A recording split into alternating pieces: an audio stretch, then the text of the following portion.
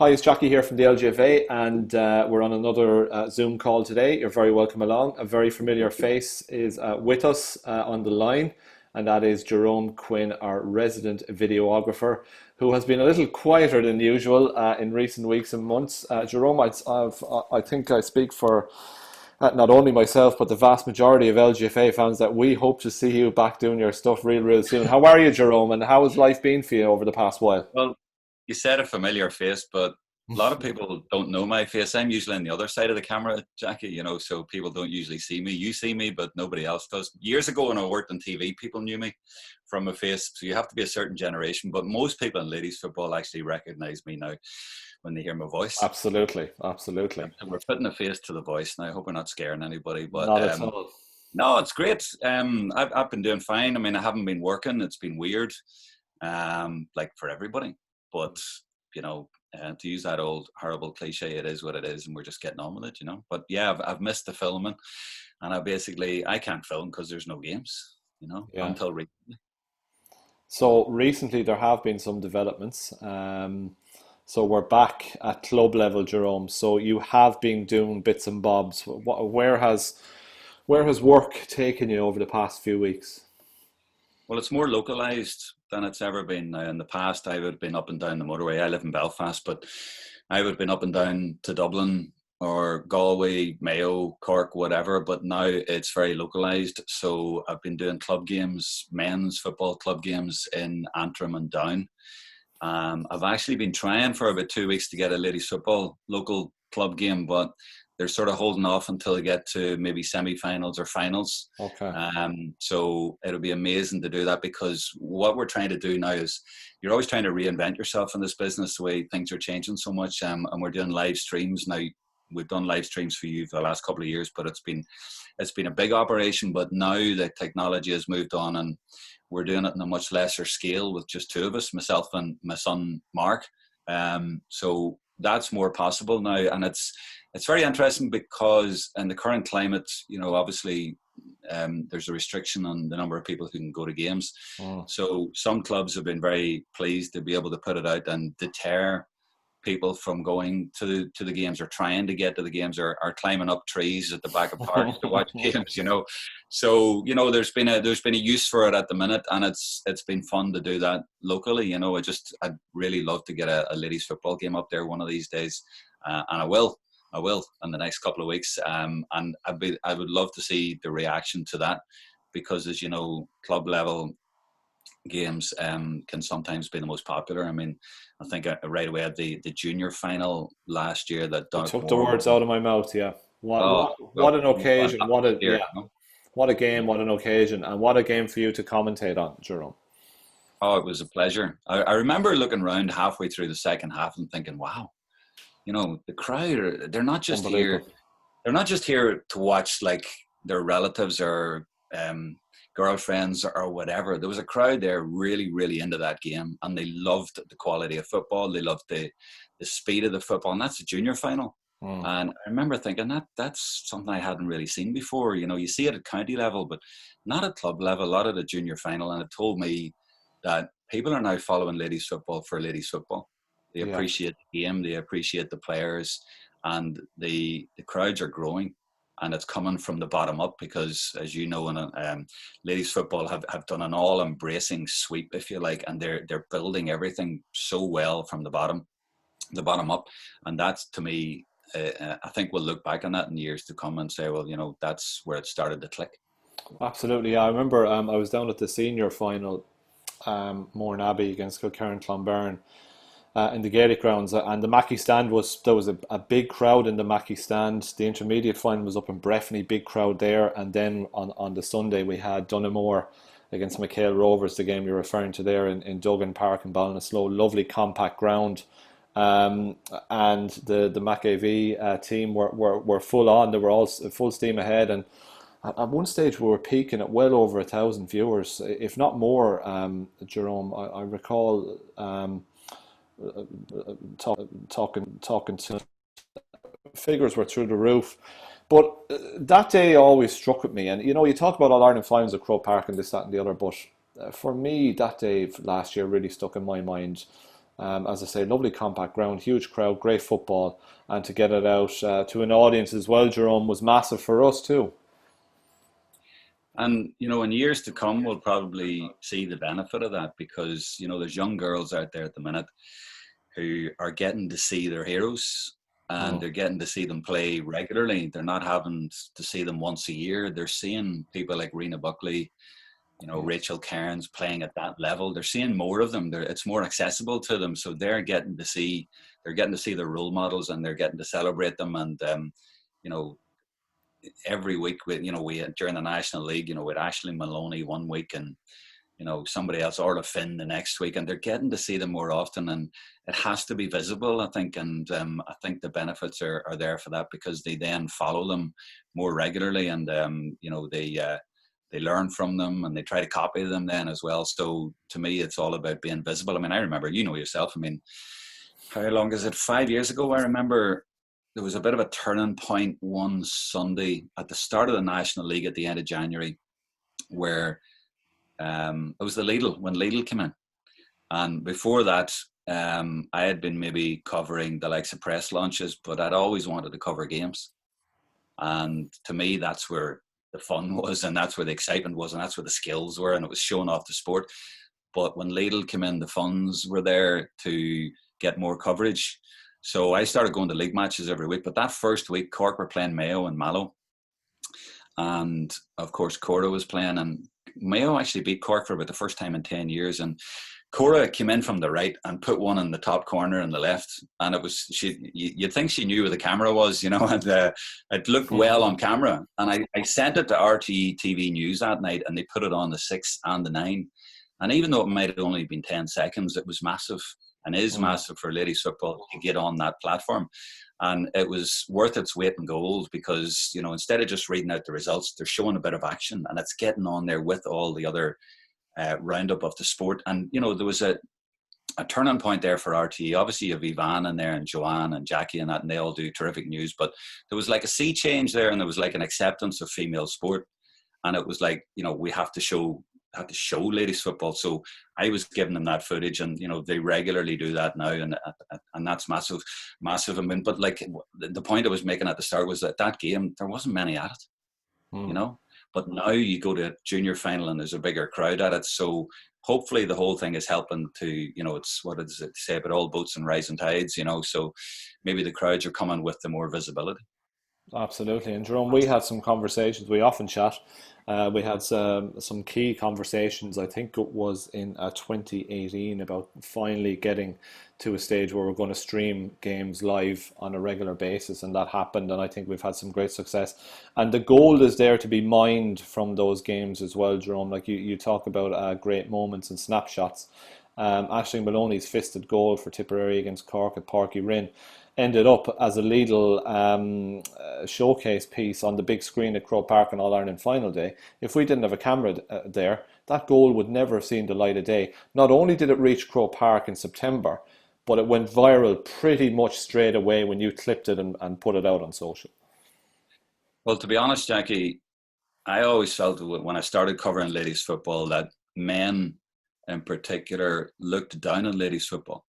And I think it's because they didn't see enough of it. And also because maybe it hadn't progressed to the level it is now, where the players are so fit, so agile, so fast, so skillful. So that is all improved. But like years ago, you would have seen men making a derogatory comment on something like Facebook about something that they saw. They don't do that anymore because the action is so good. But what I like to do when I'm doing the games is I like to try and pick out something like that, whether it's an Aisling Maloney punch or whatever. I mean, you could have Maria Delahunty kicking a 45, or Mm. a dummy from Valerie Mulcahy, or an Emer Scally chipped goal, or Amy Mackin smashing one in. I mean, I think by picking those little bits out, you're highlighting the positives, you're highlighting the skills, and I think people appreciate more now that the top players really are there for on merit, and they have fantastic ability, and I think people start appreciating them for their skills, and then the game gets more appreciation as well, and they realize that they're serious athletes and serious footballers, and little magical moments like that are in nearly every game. if you Mm. look for them, actually, I remember one a few years ago, and it was actually Mark filmed it. We were doing 2 games in one day. He was doing a double header in Kinnegad, and I remember picking him up afterwards in Kinnegad, and he was very happy with himself. I could tell his expression, you know, he was like, yeah, got something today. And it was Kim Connors, the goalkeeper, and she'd made a save, and he had a GoPro camera in the goals there, and she dived across, she'd run across, and the ball came down, and she tipped it away, and it was like a fantastic save. But the cameras caught it brilliantly, and we just put that save up. And like some of those websites, you know, was Joe Dot or 42 or some of these, they picked it up and they compared it to Gordon Banks' save from Pele in the 1970 World Cup, and there were similarities. But again, it was beautiful the way you were able to just pick out something like maybe a Division 3 goalkeeper doing something exceptional and just celebrating the skill and Mm. celebrating what she had done, you know, and it just came across so well. So it's a pleasure to be able to do that kind of thing, you know. Brilliant. Jerome, so you're in a position now where you can offer services to counties out there if anybody's looking in this evening. So tell us about that in that, okay, the McAV operation is pretty big and there's a lot of manpower there, but you have something that can be of benefit in your own right. Well, MacAV, there's still a place for them to do an incredibly professional production. You know, if you want an all singing, all dancing Yeah. live stream, then they're the guys for you, and there's nobody better, you know, and you've seen that yourself. But what I'm saying is now there's a smaller operation there as well where you can put it out. Now, you won't have it all singing, all dancing, but you'll get the game out, and it's more possible now to put it out because, you know, the 4G signal is better, the hyperspeed broadband, that kind of thing is better. Um, so it's possible now if you have, now we bought a very expensive camera with a Wi-Fi connection on it. If you get that working, you know, you have good reception in the area, and then you have to do your research to get up to speed with the game. So yeah, I mean it's possible to do that, and we've shown that over the last 2 or 3 weeks. We just would really like to get a ladies football game. Now I've approached 4 or 5 counties, and you know I think it'll become a regular enough thing, Jackie. But I'm excited to do one because it'll be the historic first one at that level. And I really want to get that up and running because again, it's just I love breaking new ground, and that will be breaking new ground to do a club game, and it's all about clubs at the minute because obviously the county scene isn't going to be back for a while, so it's celebrating the club. Absolutely. You talk about breaking new ground, Jerome, which leads me nicely onto East Belfast and your association and your role there. So tell us a little bit about that and the genesis of the club, and you're very much involved with the ladies football team there. Before I answer that, am I bright enough? I feel like this light's gone really dark, Jackie. Try and brighten just a little bit, Jerome, but you're coming across absolutely fine here now. Now, I suppose at the same time, I'm in a very bright kitchen here, so I've It got looked like, it looked like I've my got light on. Sorry. I've got a light here. It looks very much like a disco light, Jerome. So I'm probably Oh, the there it oh, goes. there you There go. it goes. There, for flip's There you sake. go. That's too bright now, nearly. No, no, go back to where you were, Jerome. Go back to that light. Yeah, no. There's something I hit on it. It's one of these fancy lights. You hit it and it does something. Hold on. I'm not going Right. to edit this out, by the way. This is great. I was thinking, I hope you are able to edit it. No. Where the heck is it? Why I had something a second. Hold on. It costs £3.50 in home bargains, but it Oh, does very good. it's a life of its own. Oh, come on. Why is that? That went bright there a second ago. I'll hit it. No, but Jerome, you're absolutely fine. So keep chatting there. Will you keep fiddling away and keep chatting at the same time? So East Belfast, Jerome, um, you're heavily involved there with the ladies team. Well, I put on the bigger light. Sorry, it's just like Go that's on, put on rubbish. the bigger light. I hit something there a minute ago and it went bright. Sorry, I know you're stuck for time here. I'll go do this as quick as I can. Jerome's taking a break. There he is. He's back. I Hi, just Jerome. had a That's light much bulb better. moment, Jackie. That's fine. There you. I see what you did there. Jerome, talk to me about East Belfast. The genesis of Oh the club, boy. the formation of the club, the ladies' football section you're involved with there. Well, I suppose in the middle of lockdown a couple of months ago, there was a lot of Groundhog Days, and I was sitting here thinking, I'm not filming any games. I'm not doing anything. And you sort of, lots of things go through your head, and you worry about different things or whatever. And I was listening one day to the Beatles, Let It Be. Okay. And the song says, let it be. And I thought, okay, don't stop worrying. Let it be. There will come an answer. Let it be. And East Belfast was the answer for me. It came There you along go. and out of nowhere, and like, if you'd have told me that there'd be Gaelic football and Gaelic games in East Belfast, it's like, as I said the other day, it's like the Bermuda Triangle for Gaelic games. So if anybody doesn't know Belfast, the east of Belfast is not where you expect Gaelic games to be, and never has been. I think there might have been a small bit of Gaelic games way back in the 70s, but throughout the Troubles, it would have been a place that you wouldn't wear your Gaelic jerseys, that kind of thing. Okay. That just wasn't in the community. And all of a sudden, somebody put up a tweet.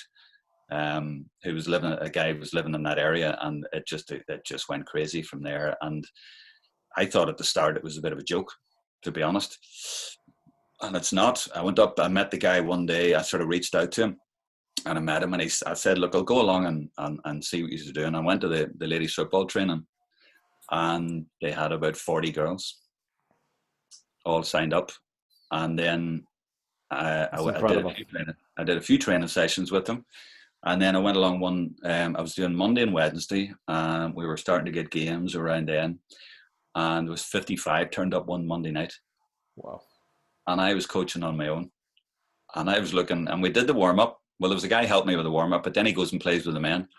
And I'm looking and thinking, what do I do with 55 here? And I set out a bit of a drill, and then this guy came over and said, there's been a bit of a COVID scare. You all have to go home. And I was like, great. That helped me out. But no, it was fantastic. Like, there was the following week, on one night, we had 21 new players. Wow. That's a team and 6 subs on top of what we had. We now have 87 players registered, which is just incredible. So what I do now at every training session is I take all the newbies at the end and take a photograph of them. And then we put it on the WhatsApp group, and then we ask them to identify themselves. We put their names on it, and then we post it again. So it's a way of people starting to get to know each other. I took a picture of those 21 players, brand new to the club, just turned up. So that's the sort of feedback that we've had, and that's the way it's been taken off. So it says a lot just about the novelty of it, but also that there is a lot of players obviously wanting to play ladies Gaelic football. Okay. So you have some, what they call them, blow-ins from down the country, and they've all played a bit, or a lot of them have maybe not played for like 4 years, 8 years. They just stopped playing the game. Because there was other clubs in Belfast, and maybe thought, well, we don't want to go to a club that's established, but they're going to a new club. And then you've another whole group again from different communities, Protestants, whatever. There's an Indian girl comes along, there's an English girl, a Scottish girl. They're coming along from different backgrounds because they want to try it.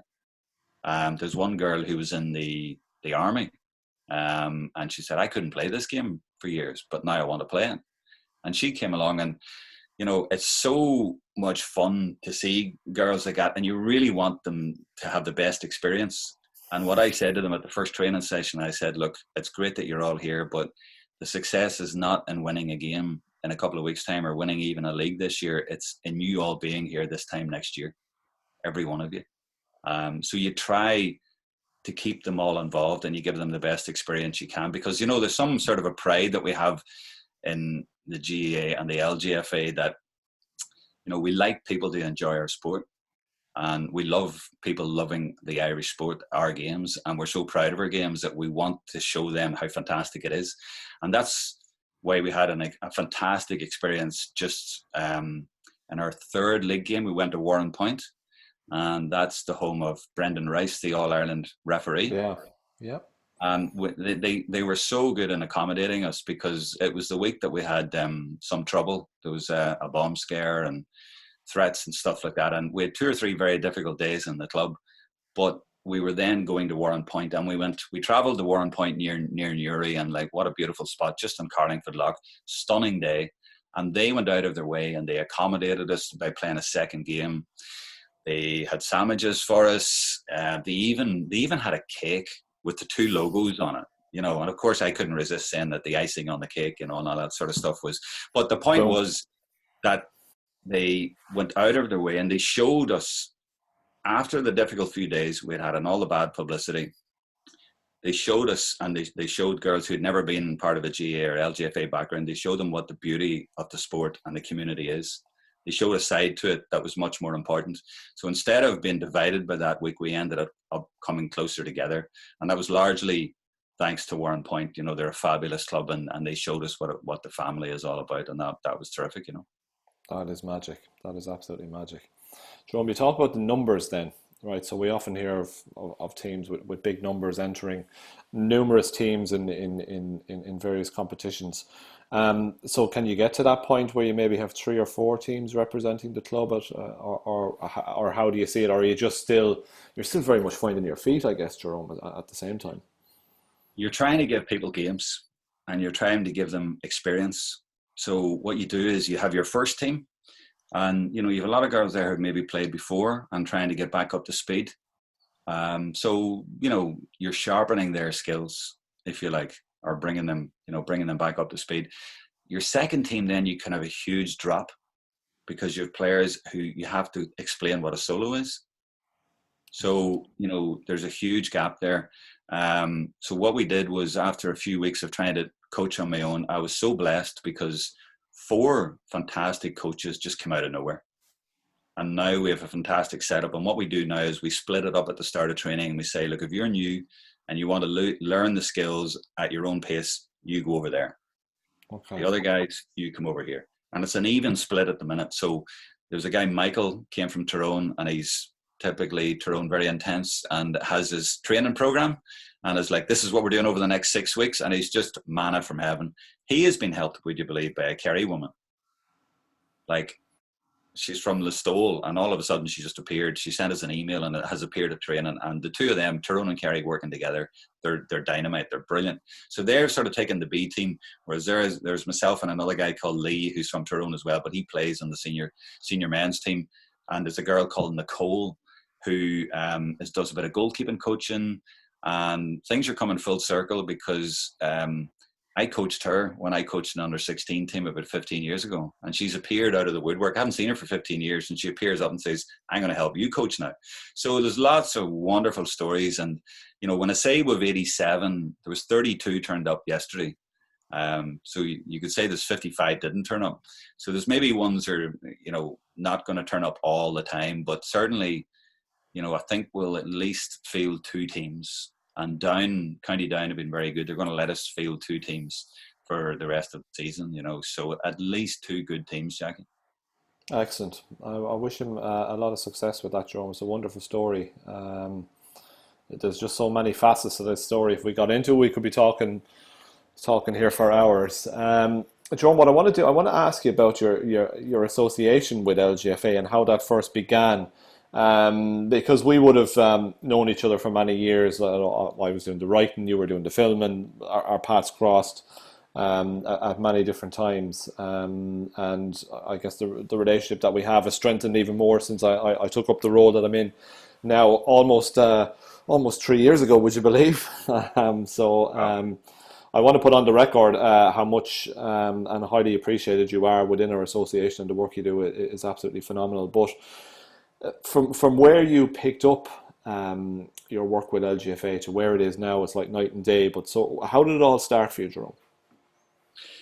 First time I came across ladies football, even awareness of it, was Niamh Kindlin, who you featured in the last week or so. And that was back in the 90s. And I remember seeing a video coming through, a report from the All-Ireland final, Waterford against Monaghan. And Niamh was playing, and she was corner forward, and she was 14. And she was banging points over the bar. And I remember thinking, wow, what is good? What is this? And then I got into it more and more and realized that it was a game that was being played at a good level, and there were a lot of serious players out there, and the game was growing. And I remember about 98, when I was working for BBC, we did an Ulster final, and we only did it 1 year. I would like to have done it more, but we just didn't for some reason.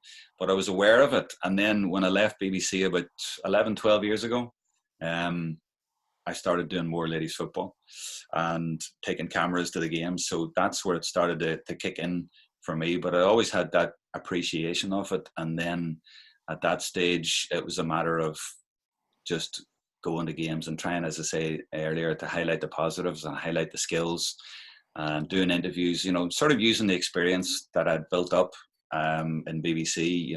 I gained a lot of knowledge there on how to do things and how to tell a story, what you're looking for in a game, how to do interviews. So I was able to bring those skills to it, and then sort of do like TV reports and put them online, because at that stage, Twitter had come on board and Facebook, and that's where it was all going. So the two of us have sort of grown over the years. If you look at the way the All-Ireland final attendances have gone, I mean, the whole thing has taken off. So social media has taken off, ladies football has taken off.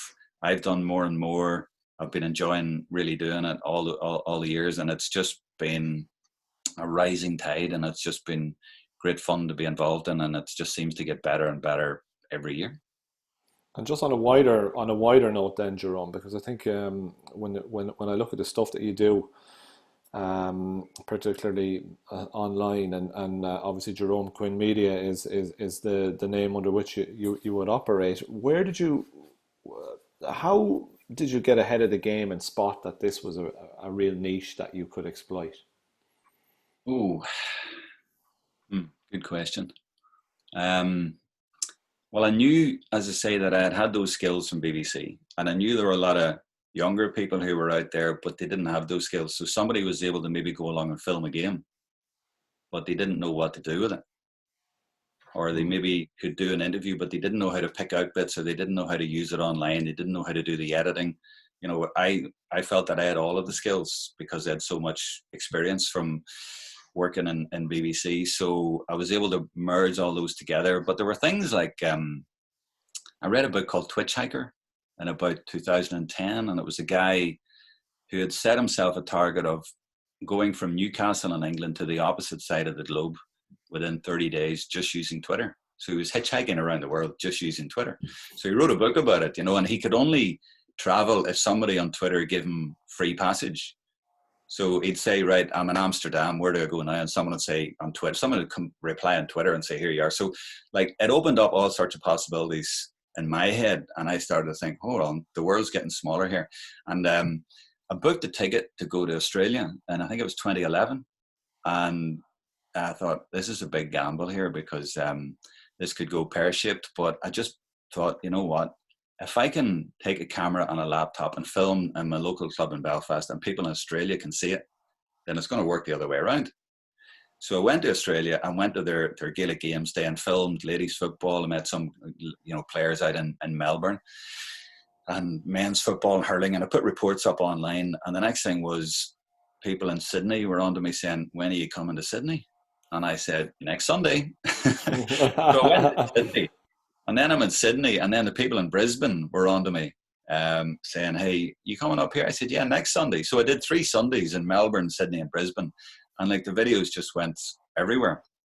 And then the next thing was I got calls from San Diego, Kuala Lumpur, you name it, because people around the world wanted to celebrate what they were doing. And they were doing great things in terms of Gaelic games, ladies football, men's football, hurling, whatever. They want to celebrate. So I was able to go along. So I was having a great time doing that, going around the world, celebrating all that. And it was the same at home. You were able to, you were then getting a name for doing it online. And as I say, I was able to, there was one summer I decided to go around to 4 provincial finals, because like, it's more commonplace now for there to be coverage of those, but it's not so long ago, there was hardly any coverage. And I'm thinking, well, Mayo against Galway, Cora and that, and there's some incredible games, and nobody's even filming them. I'm certainly not putting anything online. Or the great Cork team. I went down to Rathmore one year and filmed Cork against Kerry in a Munster final, and nobody else was really doing it. And I thought, why are they not doing it? And there was a great crowd at the game, and obviously all those fantastic Cork players were on show.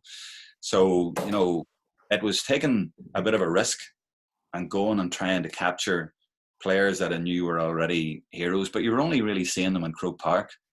in September. You weren't seeing them enough. So I was thinking these girls need to be seen more often. So that's what I was doing. So and then the next thing was, as I say, Lidl came along, and then I was being sent out. Instead of me having to decide, look, I'll just go and do this and then see if anyone will take it. Then Derek, before you, was saying, look, right, you're going to a game on Sunday, and that's how it all developed. So where can we go from here then, Jerome? Because obviously things, the video views, when I study the analytics, are always high and increase exponentially year on year. So look, you might not be able to answer this question, but what's next? What's next is the live streaming, more of the live streaming, not just of the top inter-county games, but lots of games can be live streamed. I mean, you look at, say, at the minute, for example, this Wednesday, the Dublin Championship is on, and all those Dublin girls who are All Ireland winners 3 times over, at least, they're all playing in club games. And there's some cracking matches in the Dublin Senior Football Championship. And, as I said, I like breaking new ground, and I would love to be able to bring games like those, because there's a huge audience out there in Dublin, and you'd love young girls to be looking at that and be able to see their stars playing in their club jerseys and playing against each other in fantastic games, whether it's Ciara Trant at St. Bridget's or Niamh McAvoy at Sylvester's or whatever.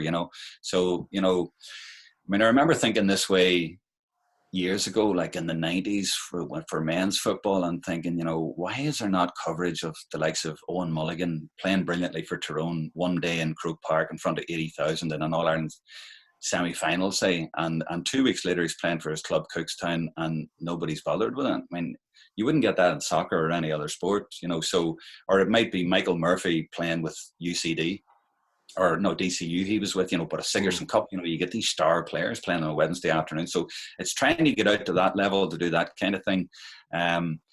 But I do see the whole thing changing, and I think that's where it's going to go more and more. And there's more and more media covering all of the events, as you know now, whether it's a press day or whatever. There's a serious amount of cameras now go to all the press days. So there's more and more awareness, and that's all going to develop. The one thing I'd like to see, and it's not really media related, I guess, but I'd like to see more women taken over as managers, as coaches, because there's a lot of great players there, like that whole Cork team. You'd love to see them coming through now and getting and managing teams, or Cora taking a county team, players who have become role models. I would love to see them stepping up now and becoming managers, and then women seeing women managing. So I'd like to see that more, because, no harm to Mick and Aoife and all these boys, but you're always interviewing male managers. And I'm a male manager now as well, I suppose, but we also have 2 girls in with us, so that's one of the things that I'd like to change. The other big thing I'd like to change, I guess, is, or like to see happen, if I keep going well with East Belfast, even though I've lost 3 games out of 3, if we go well, you never know. I have a brother, Stevie, and he's in Cork, and he started managing St. Val's. So he has Breed Stack and he has Breeze Corkery down there. So the 2 brothers are at the opposite ends of the country, and we're both coaching ladies football now. So, maybe towards, if we get back on a level playing field or whatever next year, we might even have a clash between the 2 of us, That would be something to look forward to. Absolutely. Jerome, before I let you go, if anybody wants to get in touch with you and wants to find out more about what you do and the services that you provide, what is their best way of doing that?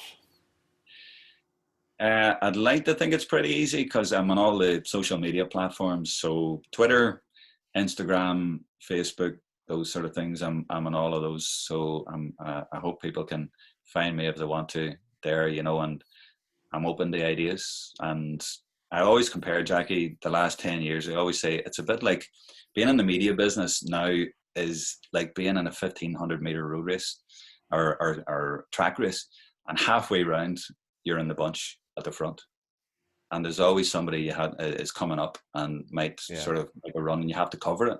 And that's the way it's been for the last 10 years. It's like Instagram came up and you thought, is he going to stay the pace? Or maybe Vine came up and didn't stay the pace, and you're always covering it. And that's sort of the way the media is at the minute. And it's interesting, but you're always trying to cover things. You're always trying to reinvent. You're always trying to see what's next. And it's exciting. And the next thing, as I say, I think could be the live streaming. So there's all sorts of exciting possibilities and potential there for ladies football. in the future. And the way I see it around the country, like it's an incredible sport, and Absolutely. it's vibrant, and the standard is unbelievable. Like we played against Warren Point there, as I say, and there's the standard of those girls is just unbelievable. And you go down all around the country, Cork and Galway and these places, and even what you might term the weaker counties traditionally, they're all coming up. So the future is incredibly bright. And I love, like, when Marie Hickey talked about Croke Park, maybe filling Croke Park. And I don't think it's unrealistic. I mean, if you open Hill 16 for an All-Ireland final, obviously not this year, but maybe next year, and let all those Dublin girls in, if Dublin are playing in it, it's been so exciting the last few years, and the potential is just remarkable, and it makes you think, wow, where is this going to go? Yeah, let's see where the journey takes us, Jerome. We look forward to having you on that journey with us as well over the next few years, and hopefully many years to come. Jerome, stay safe and stay well, and thanks for talking to us. Not at all. Thank you, Jackie.